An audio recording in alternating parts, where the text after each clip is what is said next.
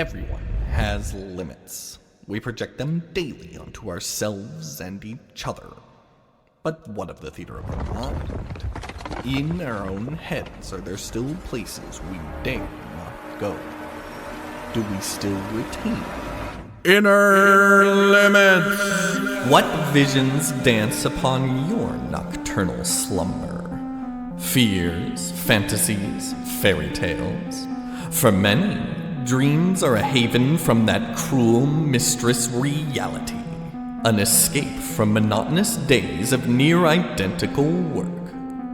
For the subject of tonight's tale, dreams are work.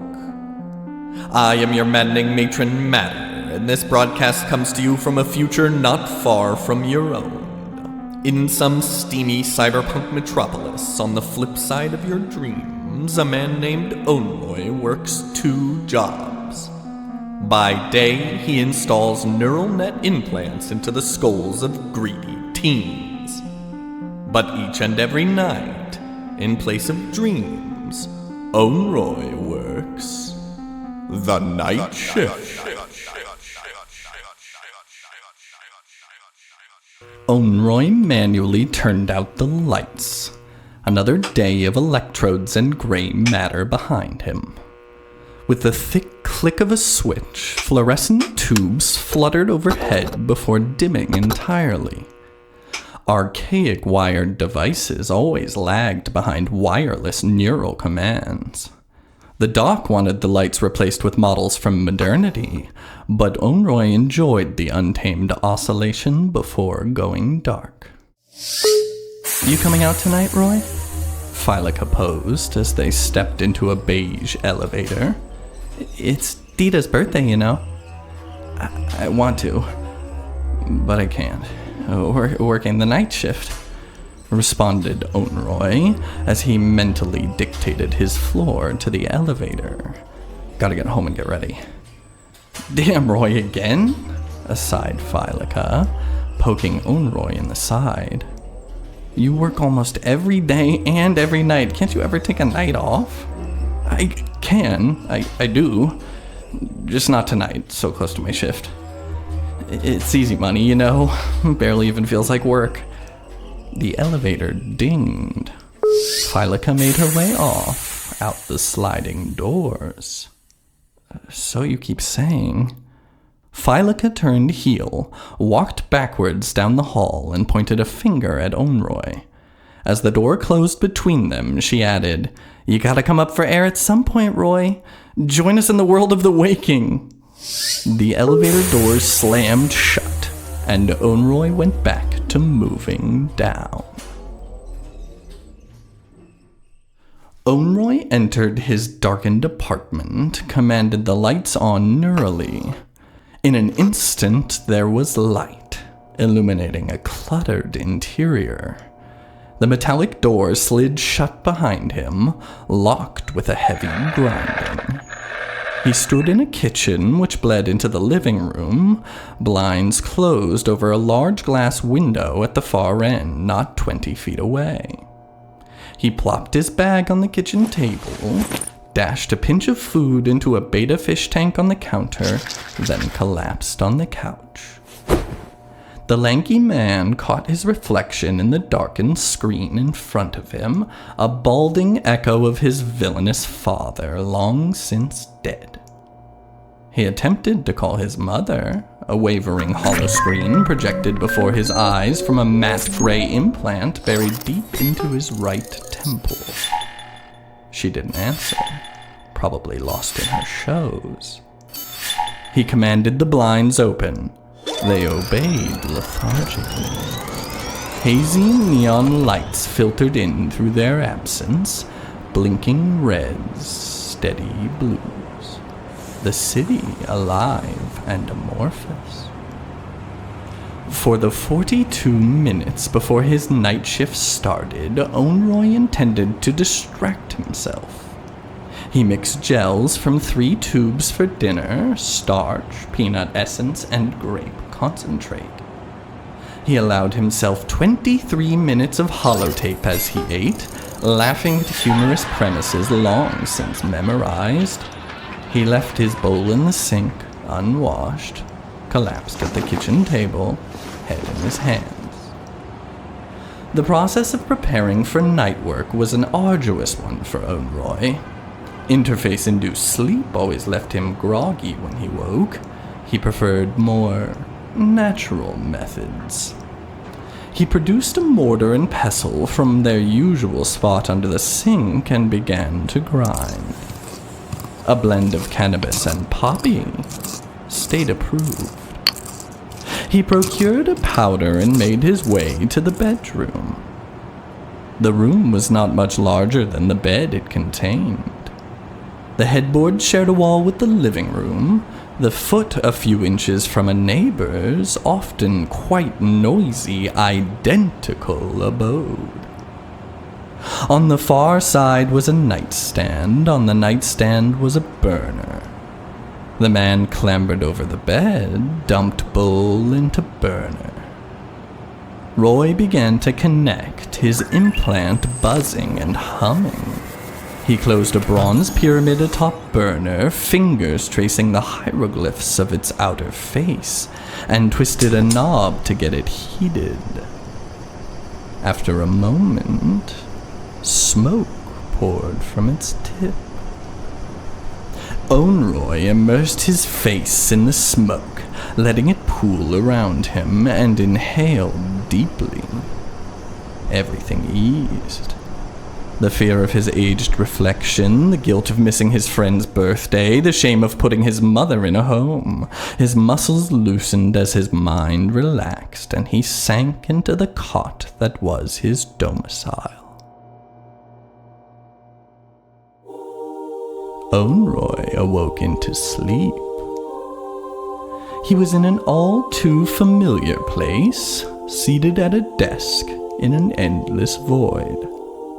Streams of miasma trickled through the middle distance, endless stars twinkled above and below. Pale tones elongated and faded from some unknown source far away, their choral magnificence diffused only by a nanoscopic grinding of gears at his temple. His eyes were heavy, but his mind was sharp. The first call came in with a charismatic jingle. Oneroi was quick to answer. A form began to manifest in front of him, floating above the desk. As it spoke, it coalesced. What was at first only floating shapes, vague imprints of human features, slowly amalgamated into the face of the speaker, a bust from shoulder up. The caller was a woman, some 40 years or so, concerned about inflammation around the site of her son's recent procedure. Oneroi assured her it was natural, that 1 in 10 cases experience elongated after effects, especially when receiving the implant so young. The state was approving brain-computer interfaces younger and younger these days, and teens were at higher risk of side effects. He sent word to her pharmacist for a prescription to quell the swelling. Her fear subsided, she thanked him and hung up. Her features became disparate, folding upon themselves into smoke, fading into the void beyond the desk. As the night went on, calls came in much the same. Oneroi fielded their questions and concerns about procedures, malfunctions, or technocratic fears. The longer he worked, the deeper he slept, the stranger the world around his desk became. By early morning, calls were scarce and the void was dense. Grand leviathans began to swim through the ether around Oneroi, a multitude of shapes and colors. Some were as whales with extra fins, fish like remoras sheltering beneath them. Others were great eels, lean and sleek, with dead eyes and monstrous teeth. Oneroi favored the more benign beasts, majestic turtles gliding overhead, and undulating jellyfish below. The sliding colors and gentle pulsing of cellophane tops and tentacled masses consumed his attention for hours. Speculation of what world lay atop the backs of the slow-shelled mammoths above, with their deep green vines dangling far below torpid flippers, kept his mind at play. This grand cosmic dance made him altogether forget his mundane desk and the job it informed. Deeper he drifted, mind almost at one. Oneroi shot up to the sound of a nagging chirp. He was back in his minuscule domicile, alarm blaring, sunlight and urban cacophony seeping in through a cracked window. The lingerings of last night's smoke hung sinuous, illuminated by the sun's gentle rays. He checked his internal clock. It was almost time for work. "Morning, Roy," Phylica chimed as she walked in the door to the office. "How was the night shift?" "Oh, you know." "Morning, Roy," Phylica chimed as she walked in the door to the office. "How was the night shift?" "Oh, you know," mumbled Oneroi in return as he organized tongs and tools. "And Dita's thing? Her birthday?" insisted Phylica with raised eyebrows. Yes, how was it?" "Wonderful. We went to a couple of bars, then did VTV at some place in Midtown. You ever do VTV, Roy? They slot you into your favorite shows with a virtual cast. We did an hour or two on some period piece melodrama that Dita loves, with the gardens and castles and knights and all that. Really fun time. Wish you could have been there." "Well, you know, just busy as all," held Oneroi flatly. "Gotta work where I can, when I can." The two implant assistants turned heel and turned tone as the doc entered the operating room. The lean, tan man sauntered in with the sort of self-significance that only comes from years of wealth and success. He projected some figures from implant to callboard, a list of the day's patients. As he washed his hands in the perpetual waterfall beside the board, he began to speak. "Morning, Phyla, Roy," the doctor began. "Got a full docket today, mostly teens, so watch your mouths." Or rather, theirs. You know, teens these days have a bite to 'em, savage little fuckers. He pulled on rubber gloves down to the elbow. "Can't believe the state lowered the implant age again this year. Travesty, if you ask me. Psychiatrists downstairs got their hands full with all the crazies from last year, and those assholes were 14. The doc dimmed the lights neurally and turned on some ambient tones to dull the incoming patient's anxiety. Fucking shame, honestly, but what are you gonna do? If they keep paying, we'll keep plugging. Ain't that right, Roy?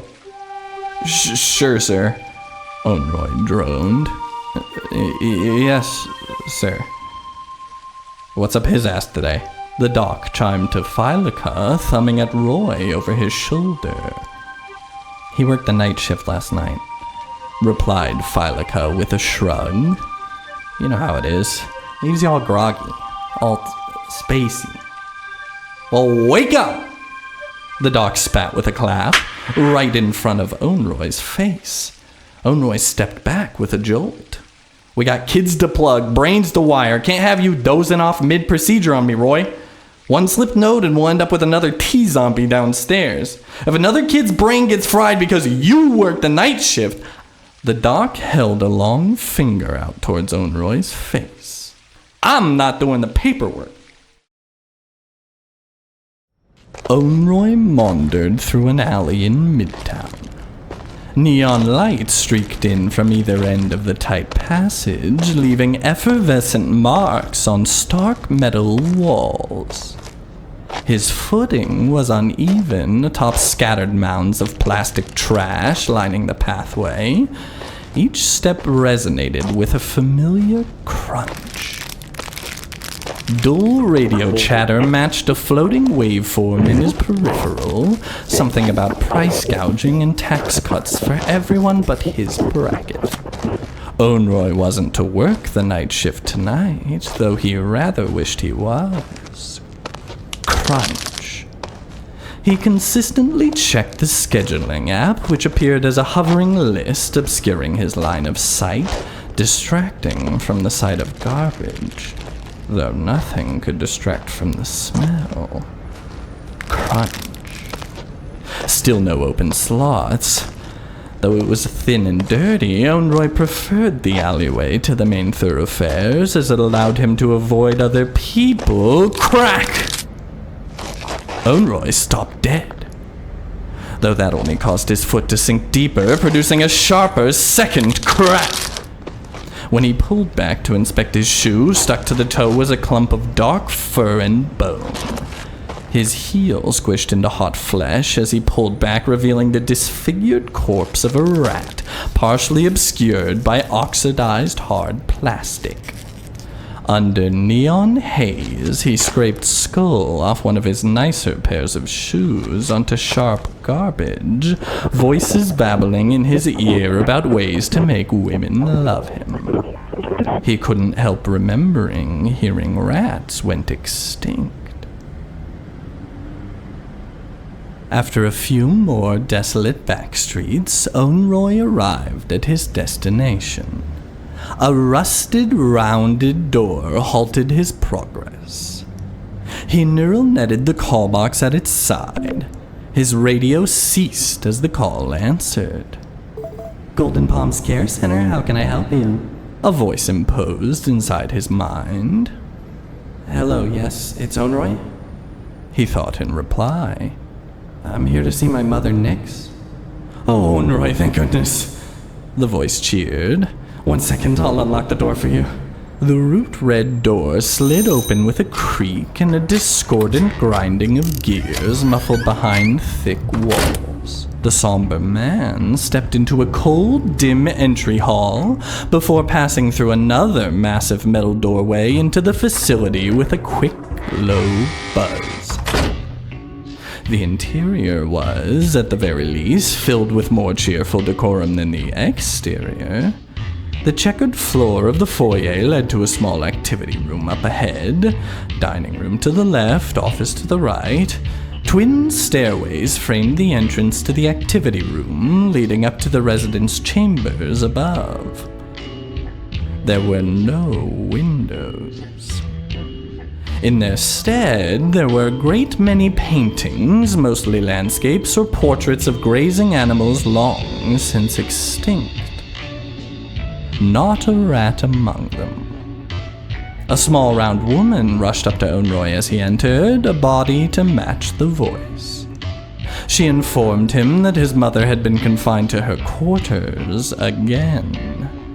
Apparently, she had gotten into a fight in the activity center over a game of cards, flipped a table, and nearly broken a woman's nose. They assured him she was well taken care of now, up in her room, on her pills, watching her shows. He thanked them for their care and candor. Oneroi slipped into his mother's room unnoticed. The room was cold, the lights low.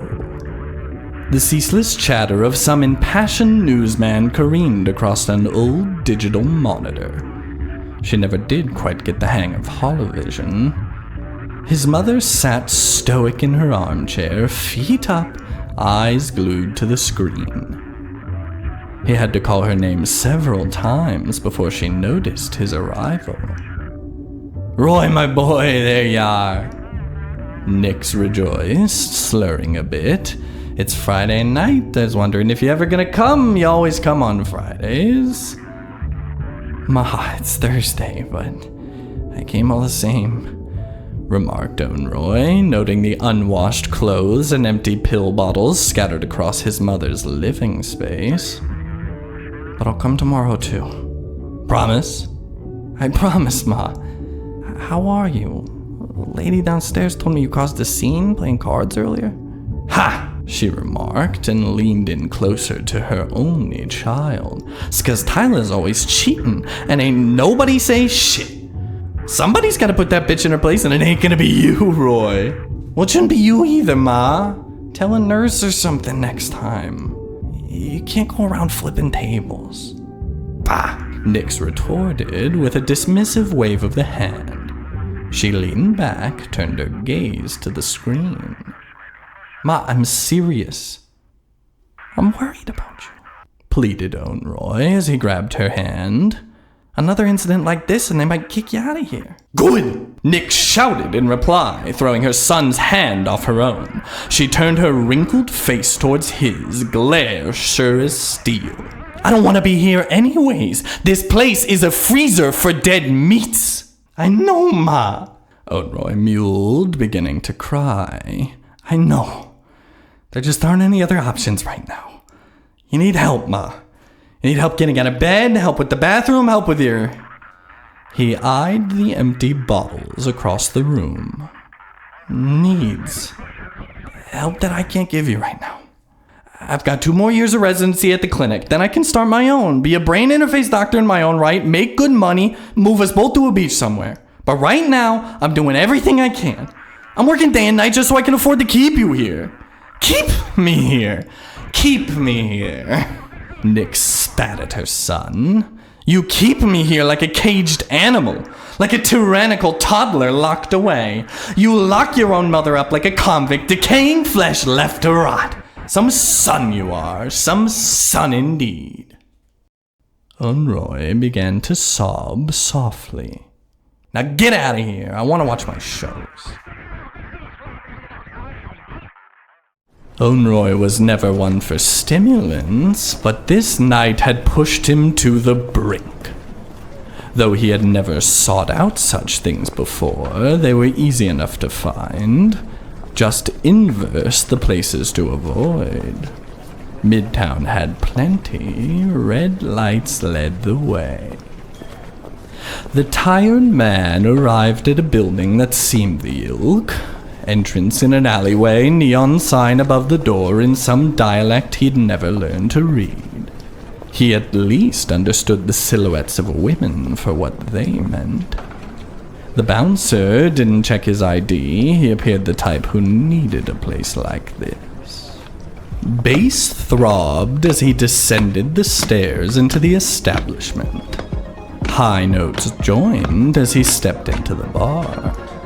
Within seconds, he was bombarded with stimulus. Scantily clad women stroking his hair, offers of drugs from all angles, dirty men jeering from across the room. He sat down at a table alone, but was quickly joined by several women. "What you here for?" a woman posed. "Stimulation," grumbled Oneroi. "Got plenty of that in the back if you're buying," said another woman, this one younger than the first. "Show me," he replied, eager not to waste time. "Pay me," she put forth with a wink. He transferred over the required units neurally, and they made their way towards the back of the bar. She led him down a narrow hall lined with doors, grabbing an archaic key off a rack on the way. He admired her body as she unlocked the analog door to a small bedroom still larger than his own at home. "What's your fancy, mister?" she sang as he sat down on the bed. "Want some white to light your night?" "Whatever you got, I'm into," shared Oneroi. "Just want to forget today." "Well, you came to the right place for that." Oneroi transferred more credits as the woman procured a white powder from another room. When she came back, she was already topless, quickly helping him become the same. She racked up several lines of powder on a hand mirror and passed it over to Oneroi. He caught a glimpse of himself before snorting, but avoided lingering at all costs. Inhalation. His mind lit like a rocket. Want me to turn on phasing, baby, or just want me as me? Asked the mistress, sliding down her skirt. Her voice seemed underwater, or at least at a distance. Yes, phasing would be good. Please. Oneroi railed another line. Thank you. The woman activated her phasing, linked it to his neural transmitter by rubbing up against it. For a glimpse, they locked eyes to the side, and he saw the woman's truth. In a split second, her face changed from call girl to courtesan. He cycled through faces projected atop her own, different models, celebrities, ex-girlfriends. She began to fondle him a bit with continually shifting faces. She even began to lick him, but despite all the stimulants, he couldn't get erect. After several lackluster minutes of colorless stimulation, he pulled up his schedule to see if anyone had dropped their shift tonight.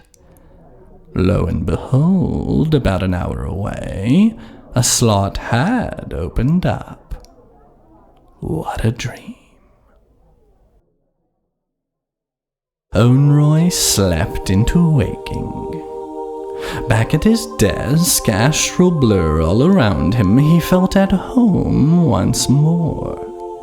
With stimulants still in his veins, it had taken an extra strong dose of pyramid powder to allow him to doze off.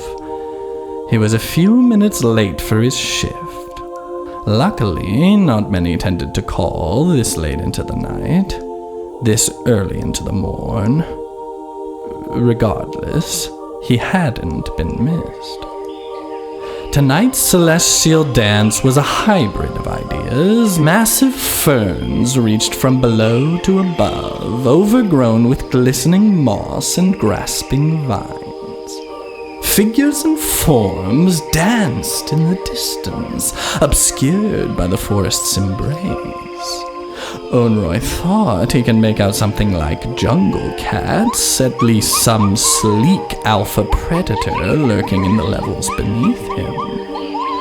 Occasionally, large bovine behemoths rustled the canopies upon which they feasted, all hooves and horns and hides. Flowing overhead, soft and serene, were cephalopodal creatures of sheer magnificence. Their vibrant, illuminated bodies glowed to a stop, long tentacles suspended behind and below, before ingesting, then propelling themselves further along above him. Still, Oneroi sat at his desk. Still, he waited for a call. Time drips. No calls come. The lingering essences intrude closer and closer to the desk. The forest contracts as it expands. Moss creeps into the peripheries, a persistent green overtaking gray. Vines cling to the foot of the chair. Willowed branches loom down from above. The air is humid and moist. The sound of cicadas mix with the echoes of a primordial beast calling to their kin. Time is the illusion of consistency, a patterned oscillation of which this primeval space knows not. Oneroi woke up. Oneroi was midway through his morning meal when a call came in from the dock. He answered it hesitantly. Roy, we're fucked. Excuse me, sir? Oneroi responded, choking on starch paste. We're fucked. One of those kids from last week, you remember the ginger one with the bitch mom? His implant got infected, punctured a node, leaked battery acid into his brain. The fucker's fried, Roy. Full-on brain damage. The mom's suing us. State's investigating the whole operation. We're fucked, Roy. Fuck! Don't bother coming in today. The whole office is shut down. Good thing it's a fucking Friday. If we're lucky, this whole thing will blow over by Monday. If not, sighed the doc. Better start saving your units. Be glad you have that night shift. Doc, I gotta go, Roy. This whole thing's fucking blowing up in my face. Got legal calling me right now. I'll message you later. Stay home, take the day, see your mother, whatever. I gotta go, for fuck's... The call ended. Oneroi sat at his table shook, spoon in hand, dripping beige stock slop into chrome bowl. The solemn man stared into his fishbowl, watching a single fish. It didn't move. It barely twitched. Just floated in the center of its cage. Oneroi, I'm glad to see you here, I really am. The psychiatech chimed from her hovering glass chair. Is this ambiance to your liking? Most people like the pines. The wall behind her resonated from an opaque glass to an illusory forest that appeared to stretch on to infinity. Dispensers in the roof sprayed out a pine-scented mist. I prefer it dark, if I'm honest, Oneroi timidly replied. Why are you glad I'm here? The dark it is! In a blink, the forest behind her became night, the lights dimming above. Between the trees wove fireflies, between his ears buzzed bugs. I'm glad to see all my patients, old and new, the psychiatech continued with a plastered smile. Just between you and me, she leaned in, saying that makes the patients more comfortable, more open to my help. So you're lying. I'm working, Roy. What brings you in? Lost my job today. Oh, no! The tech made a puppy-faced frown. How terrible. Well, now I'm even more glad you're here. Would you... Roy winced, looking down. Stop saying that, please. Aye, aye, Captain, chimed the woman. How can I help? I don't think you can. Well, tell me what's wrong. I lost my fucking job. Besides that, well, fuck, I don't know. I have no friends, no lover, no siblings. Even my fucking mom hates me. No, that's not true, Roy. Everyone has friends. Not me. I'm your friend, Roy. You don't even fucking know me. Can I be your friend, Roy? I don't think this is gonna work. Oneroi began to stand up. The psychiatech rose with him, arms out in front of her, pleading. Please, Roy, sit. Give me another chance. Fine, Oneroi sighed, but please just listen to me. My listening ears are on. For fuck's... What brings you joy, Roy? Ugh. Roy's face scrunched up. Sleeping, I guess. Sleeping isn't life, Roy. It is the way I do it. It's not the sleeping I like, really, it's... the dreams. Go on. I work this night shift, okay? Most nights I can. It's in a liminal space, a continuity inside my mind perpetuated by the implant. It's a desk job. I answer phone calls. That's not exactly dreaming, Roy. It's working. No, you're not listening. The way I do it, it is dreaming. Am I at a desk? Sure. Do I get paid? Sure. But the world around me is always shifting. It's growing. Like there's these shapes and noises and tribes, megafauna and ancient rituals, like some antediluvian plane of untapped potential or unkept fantasy of unbridled life. I think, the psychiatech said solemnly, leaning forwards, you need more sleep, Roy. You aren't listening. I do sleep. Natural sleep, Roy, she added, concerned. I've got just the pills that'll help.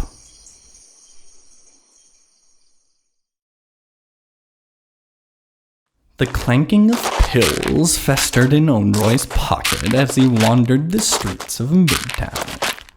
Even through the ceaseless talk radio and crunching plastics, he could hear the sound isolated. Pills for natural sleep, no more night shifts, the psychiatrist had told him. Where would he get money otherwise? Where did she get off? A familiar chime disrupted the noise. Floating in bold yellow inches from his face, the words read golden palms. His mother must have caused another problem. Hesitantly, he answered the call. You need to get down here, Roy. A voice huffed in a panic. She's off the rocker. You need to do something about this. Vase smashed wall next to Oneroy's head as he entered his mother's room. He had heard the shouting down the hall. The scene was chaos. Several large men had wide-eyed Nyx cornered while she swung wildly at them. One of them donned a syringe. The squat woman from earlier stood shuddered in the opposite corner. "Oh, Roy, thank goodness," she began in a stir. "We've tried everything. She won't calm down. Normally her pills, her shows. This can't continue. We can't have her here. If every day she's just gonna..." A flat shoe hit the woman square in the face. "Get out of here, Roy!" shouted Nyx. "Run!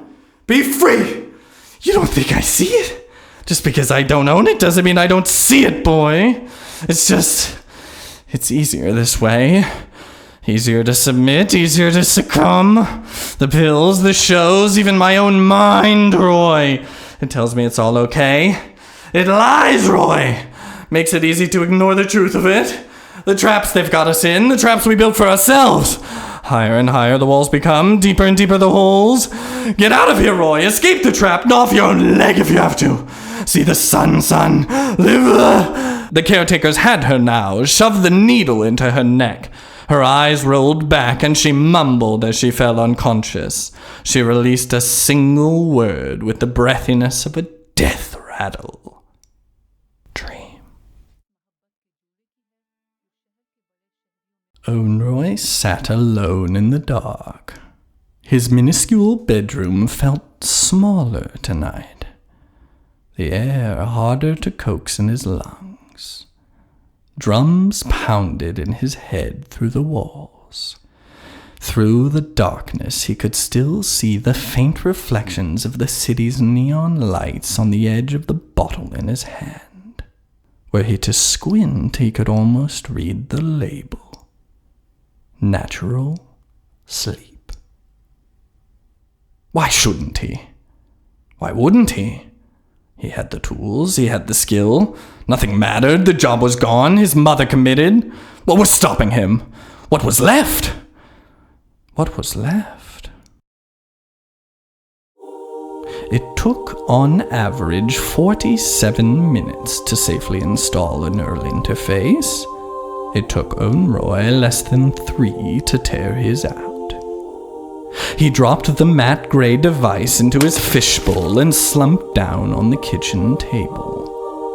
The blue fish scattered as the implant sank to the bottom of the bowl, emanating red, razor-thin wires trailing down behind it, like the medusas of his dreams. Oneroi needed no aid to sleep that night. Never he dreamed. Bills piled up, knocking at the door. Weeks he slept until he could sleep no more. Blinds closed, eyes shut, mind yet plagued by the waking world. No dreams. Yelling from the hall, the fish died. He grew hungry. Still he laid. Still he slept. Still, no dreams. Oneroi pushed open an analog door to the outside. He waltzed, slow and monotonous, across the roof of the 71st story. Cold wind whipped at his ragged clothes as he continued apace. A plethora of rainbow lights illuminated his destination from below. As he stepped foot off the edge of the building, he made not the slightest hesitation. It was simply the natural next step. Like killing a rat. Like falling asleep. As Oneroi careened downward, his head rushed. The colored lights and noxious fumes of the city, along with the velocity of the fall and the viscosity of his mind, blended together into a beautiful cosmic dance. In the pinks and blues, Oneroi swore he could see the elegant cephalopoda of his nocturnal fantasies. In the grays and tans, the gentle bovine behemoths. Even the faces of the people he passed as he fell, obscured by pillars or window frames, became the primordial tribal dancers of his fondest ethereal memories. In the fall, all was right with the world. Oneroi was dreaming again. It was all too fast to savor, but he enjoyed the untamed oscillation